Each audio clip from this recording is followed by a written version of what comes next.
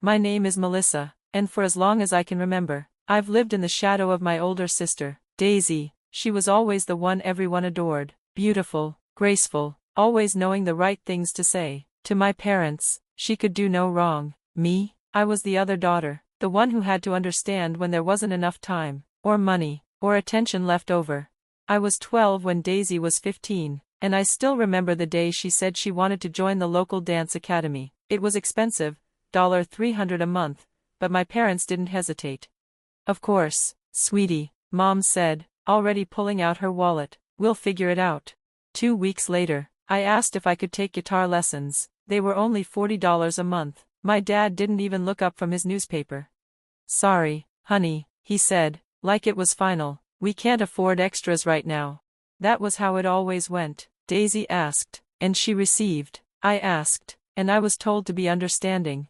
When it came time for high school, Daisy was enrolled in Riverside Private School. It cost a fortune, $15,000 a year, but my parents were proud. They talked about how special she was, how much she deserved it. When it was my turn, I was sent to the public school a few blocks away.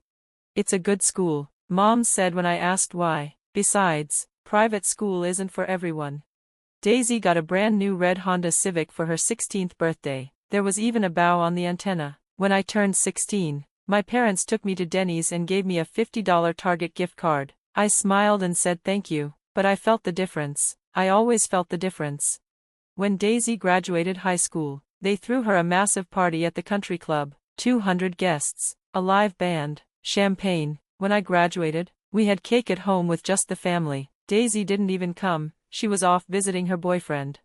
Then came college. Daisy was accepted to Whitmore, one of the most expensive and prestigious private colleges in the country. Tuition was $65,000 a year. My parents were over the moon. My dad told strangers at the gas station about it. I got into State University. It wasn't fancy, but it had a solid program and it was affordable. I was excited. When I brought it up at dinner, the room went quiet. Melissa, Mom said gently, we're already paying for Daisy's college. Money doesn't grow on trees. But I could get financial aid. I said, I'll work part-time. I just need help with the first semester. Dad shook his head. It's not a good idea. College isn't for everyone, and we can't afford 2 tuitions. So I worked. I got up early every day to work at a coffee shop, then went to a retail store in the afternoons, and cleaned offices on the weekends. I stopped going out with friends, brought peanut butter sandwiches for lunch, and saved every penny. By the night before the deposit deadline, I had enough saved for my first semester. I sat them down and told them. I'm going, I said. I've saved the money. Mom looked hurt. How can you be so selfish? Do you know how hard your father works for Daisy's education? I'm not asking for your money, I said. I just want to go. Dad slammed the table. You're not ready. You can't even handle responsibilities here. What responsibilities? I said quietly. I do Daisy's laundry. I clean her room. I cook and clean when Mom asks. Daisy doesn't do any of that. Don't you dare speak badly about your sister, Mom snapped. She has a future. She's under pressure. We argued until midnight. They threw every excuse at me. I wasn't mature enough. It wasn't the right time. I should go to community college, stay home and help. In the end, they gave in. Fine, Dad said, but don't come running to us when it falls apart. You're on your own. That was fine by me. I chose State University partly because it was affordable, and partly because it was 5 hours away, far enough that they couldn't show up unannounced, close enough to drive home if I really needed to. Daisy was starting her 3rd year at Whitmore. She was living in a sorority house, dating a guy my parents liked, and posting about brunches and formal dances. Meanwhile, I was waking up at 6 a.m. every day. I worked at the campus bookstore, tutored math, and studied late into the night. My professors noticed. One of them, Professor Williams, pulled me aside after an exam. You've got real potential, he said. Have you thought about graduate school? That sentence stayed with me. For the first time, I thought maybe I wasn't just someone's forgotten sibling. Maybe I could be something more. Spring semester was amazing. I had friends, real friends who liked me, not because I was Daisy's sister, but because I was Melissa. I joined clubs. My grades were strong. I was finally finding myself. Then in February, we got a text. Guess what? Mike and I eloped last weekend. We're married. Daisy had gotten married out of the blue. My parents were surprised, but they approved. She's always been spontaneous, Mom said, but Mike's a good boy. This will work. By May, another text came. We're having a baby, so blessed.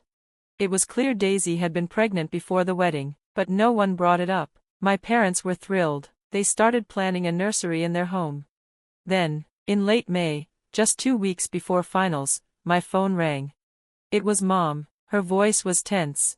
Melissa, you need to come home. Daisy had the baby early. There are complications. The baby's not well. Daisy's overwhelmed. We need help. I froze. I thought about my exams, my paper, my summer class plans. For how long? I asked. Just a year, she said quickly. Just until Daisy gets better, then you can go back to school. We promise. I wanted to say no. I should have said no. But she was my sister. So I packed my things. I left behind everything I had worked for, and I went home. I should have known better.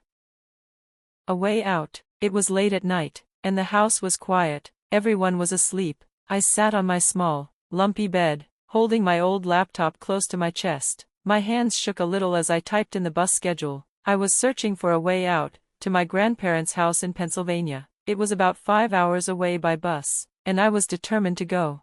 4 days. I had been packing in secret. I didn't take much, just some clothes, important papers, and the small amount of money I'd saved from birthdays over the years. I stuffed it all into a backpack and hid it under my bed. I waited for the perfect moment. That moment came 3 days later. It was a Tuesday night. Mom and Dad were at their usual bridge game. Daisy was out with Mike, her boyfriend, and had left the baby with a sitter. The house was still and quiet, finally. I left a short note on the kitchen counter. It just said I needed to leave and not to look for me. Then I slipped out the back door and walked to the bus station. The overnight bus was nearly empty. I sat near the back and stared out the window. As the bus drove farther and farther away, everything I had known, the crying baby, the constant chores, Daisy's endless demands, they all faded into the night. For the first time in a long time, I could breathe. My phone started buzzing around midnight. First Mom, then Dad, then Daisy. Their texts started off worried, then turned angry by morning. Dad was furious. Mom tried to guilt me, saying I was breaking the family apart. I turned off my phone and watched the sun rise through the window. When I got to my grandparents' house, Grandma opened the door before I could even knock. Her face dropped when she saw my red, tired eyes. Melissa, honey, what's going on? And that's when I broke down. Everything came out, the truth about the past year. How I'd been forced to leave college to take care of Daisy's baby. How I'd been promised it would be just 1 year. And how that promise had been broken. How I was treated more like a servant than a daughter. Grandma and Grandpa sat with me and listened quietly. Their faces grew darker as I told them everything.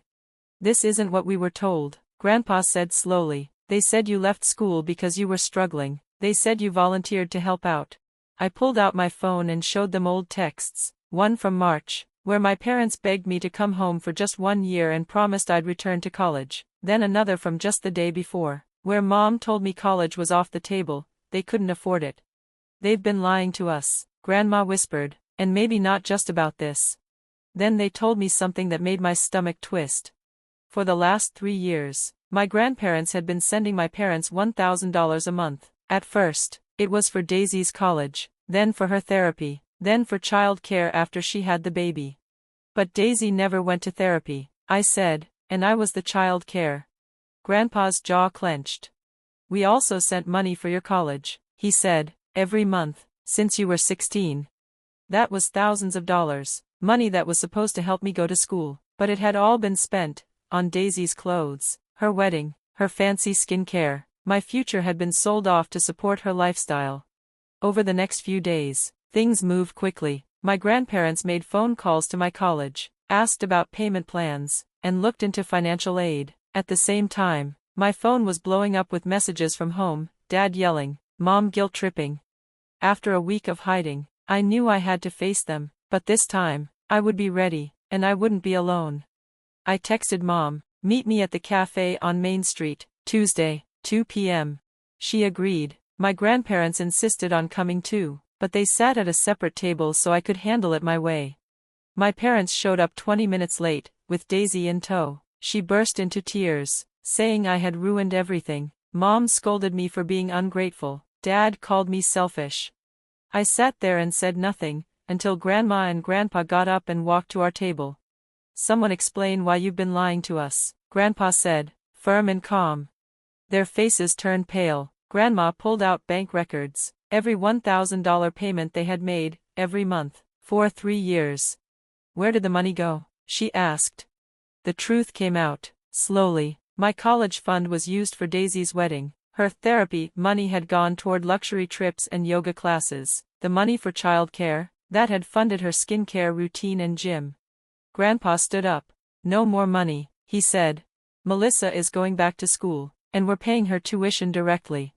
Panic, that's what I saw in my parents' eyes. They begged, they offered to change. Daisy cried harder. Dad got angry, but it didn't work this time. My grandparents didn't budge. We walked out while they were still arguing among themselves. 2 weeks later, I was back at college. My grandparents had paid off my debt and arranged for me to restart classes. I moved into a small apartment near campus and got a job at the library to help with bills. The first few months were strange. I kept expecting someone to call me to change a diaper or make dinner, but no one did. I spent my time in lectures and in the quiet library, slowly catching up. My apartment was small, but it was mine. I made my own coffee and listened to nothing but silence in the morning. I didn't have to ask for permission to live. The guilt took longer to shake. Every time I bought a textbook or slept in on a Saturday, I heard my mother's voice in my head, telling me I was selfish, telling me I owed them. But my new therapist, Dr. Martinez, helped me see the truth. Setting boundaries isn't selfish, she told me. It's survival. Spring brought good news. One of my professors, Dr. Williams, recommended me for a summer research internship about childhood development. I laughed at the irony, but also felt proud. I was taking the pain of that year and turning it into something that could help others.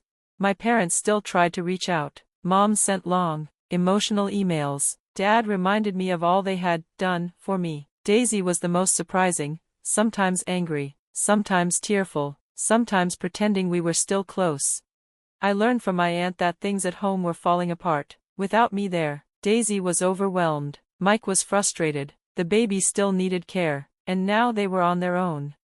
6 months after the cafe meeting, Mom showed up at my apartment without warning. She stood in the hallway, crying.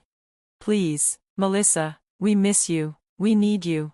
For a second, I almost gave in, but then I remembered everything they had done, and not done. I forgive you, I said. But I won't forget, and I'm not coming back to fix your mess. She left in tears. Summer came, and I threw myself into the internship. I studied what happens when kids are forced to grow up too fast, to become caregivers when they're still children themselves. It was exactly what had happened to me, and now, I could help others understand it. My grandparents came to visit for my birthday. They brought pies and hugged me tightly. Unlike my parents, they never compared me to Daisy. They just loved me for being me. You're exactly where you're supposed to be, Grandpa told me.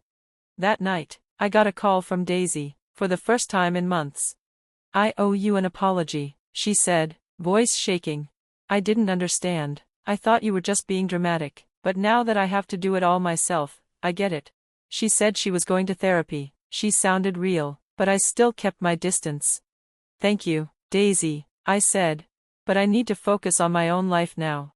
As summer ended, my project won recognition at a research symposium. My professor encouraged me to apply to grad school. I finally felt like I was building something real, something mine. My parents don't message much anymore. I think they finally realized I'm not coming back, not without real change. Daisy sends updates now and then. I reply politely. I'm open, but careful. This year, I'm applying to grad school. I'm not giving up my dreams for anyone else anymore, and I'm learning what real love and support look like. My grandparents are the only ones invited to my graduation. Not out of spite, but because they believed in me when no one else did. Sometimes I drive past my parents' house. It's falling apart now, overgrown, fading, but it's not my problem anymore. I'm Melissa, and I finally get to live life for me, and that's more than enough.